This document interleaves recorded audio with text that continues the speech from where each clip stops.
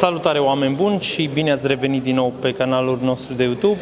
Astăzi vreau să vă prezint o mașină care deja, după cum se poate vedea, este direct în service, da? În lucru.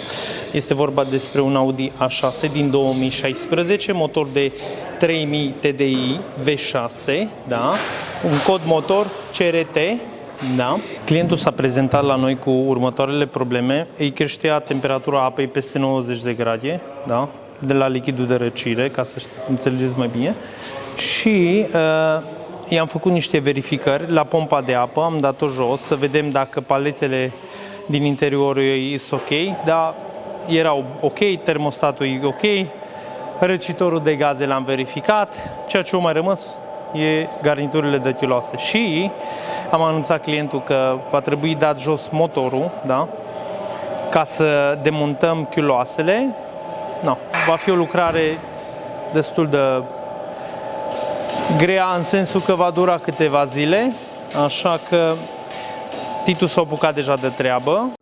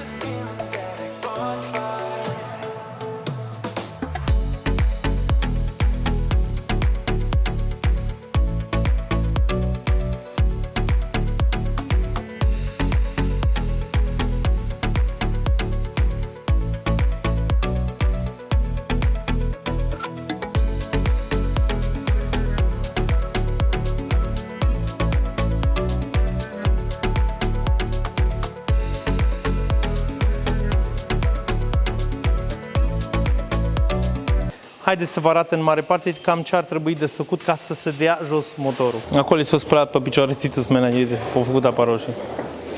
Deci, în mare parte, ca să dai jos motorul la această mașină, e nevoie să desfaci brațele inferioare, da? Brațele de jos, le desprinzi dinspre jug, le tragi lateral, cu planetară. Și planetara se desface din cutie, da? De acolo. La fel, stânga, dreapta, stânga, deci la fel, idem una și alta parte. După aia, la partea superioară, calculatorul vine cu mufe. Se scoate din cutia lui și se pune pe motor complet. Furtunile de presiune de la turbo se mai dau jos. Furtunile de la climă, da? Se pune aparatul de climă, se extrage freonul, se desface conductele de climă.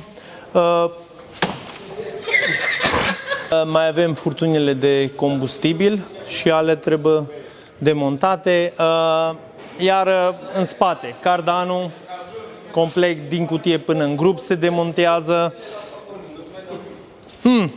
Vedeți acolo pe videoclip, în mare parte ce va mai trebui să se desfacă, nu vă mai spun eu. Urmăriți videoclipul și veți vedea.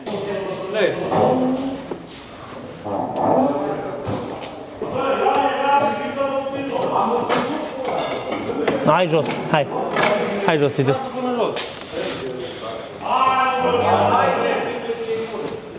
Două motoare de în același timp. 1, 2. Că și el cobor.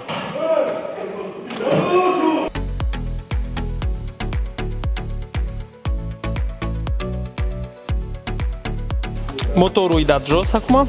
Urmează să dea jos filtrul de particule, turbo, cutia de viteze.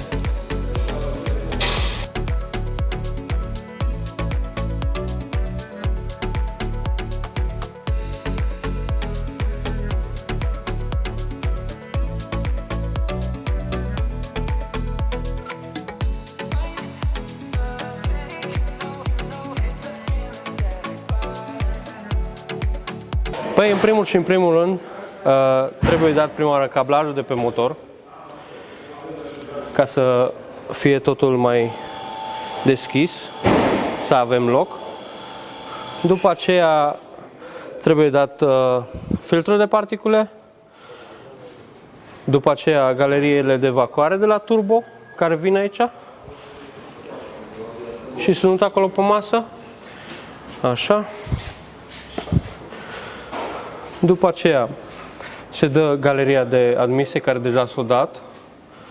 Apoi injectoarele cu rampele de presiune de pe ele, capacele culbutori. Abia apoi ajungem să dăm în spate aici coroana de la electromotor.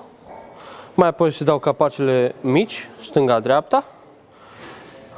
Apoi se dă această talpă care acoperă pinionul de la pompa de înaltă. Abia apoi se dă capacul mare din spate, care e aici. După ce acestea toate sunt date jos, abia apoi tragem motorul la semn și îl blocăm cu blocatoarele. Apoi se dau lanțurile jos. Apoi vom începe să dăm axele cu came pentru a putea desface chiuloasa, pentru că nu poți să desfaci chiuloasa, pentru că sub sunt șuruburile de la chiuloasă și trebuie să dai axele cu came jos. Și apoi culbutorii și apoi se desface auxiliarele de pe chiuloasă, galerie de admisie și conducte și teuri, apoi culbutori și tacheți și abia apoi se desfac șuruburile.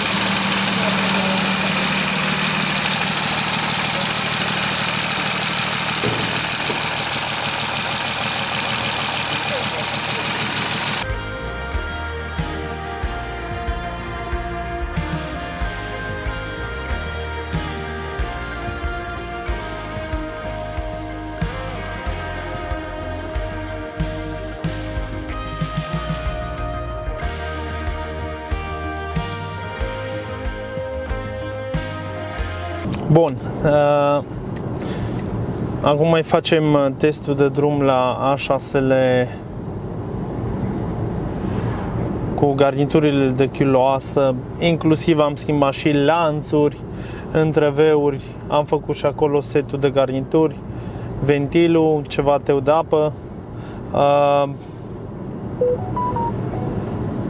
Da, a fost o lucrare destul de mare. Adevărul că s-a făcut o lucrare faină până la urma urmei, da? Garnituri de chiloase, lanțuri, întreveuri, garnituri, teuri, inclusiv setul de termostat s-a schimbat cu capacul tot.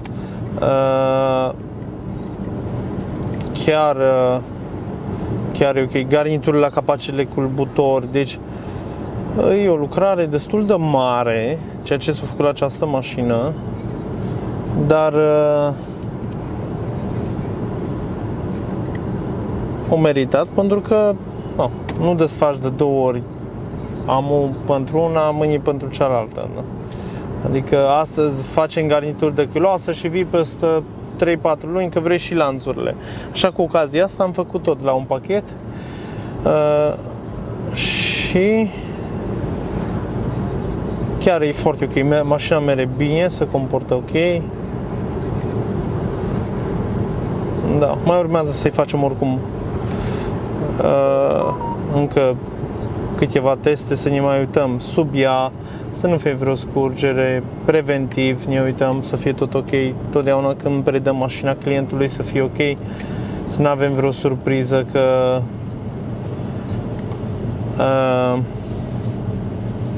apare ceva, să zic vreo scurgere de antigel sau de ulei. Da, totdeauna e bine să verificăm ca să fie totul în regulă. Așadar, oameni buni, încheiem și acest vlog cu bine. Dacă aveți vreo problemă sau vreo nelămurire, deții un model de ăsta asemănător, ai văzut vlog cu asta sau gen din ăsta, BMW X3. Dacă deții modelul ăsta de A6 și vrei să ne întrebi ceva, ai numărul nostru acolo în descriere. Până la următorul vlog, vă doresc numai bine, să ne revedem cu bine. Numai bine.